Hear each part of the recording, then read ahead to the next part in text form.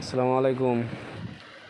আমাদের বাগানে অনেক সুন্দর ফুল এসেছিল, কিন্তু ঝড় বৃষ্টি শিলা পাথরের কারণে ফুলগুলা পড়ে যায়। ফুলগুলা পড়ে যাওয়ার কারণে তেমন একটা আম আটকে নাই। যতটুকুই আছে আলহামদুলিল্লাহ, এগুলোই যদি আল্লাহ পাকের রহমত করে গাছ ভরে যাবে। এগুলো আমাদের হাড়িভাঙ্গা আমের বাগান। আলহামদুলিল্লাহ, আমাদের বাগানে আমগুলা বেশ ভালো সাইজ আসছে, গুডি মার্বেলের মতো হয়ে আসছে।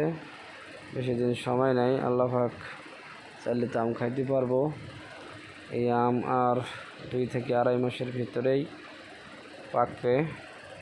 আমি আরও ভিডিও দেওয়ার চেষ্টা করব। আম যখন মোটামুটি সাইজে আসবে আমি আবার একটা ভিডিও দেব, আপনাদের মাঝে দেখতে পাবেন। আপাতত আমি এটুকুই দিলাম। ধন্যবাদ সবাইকে।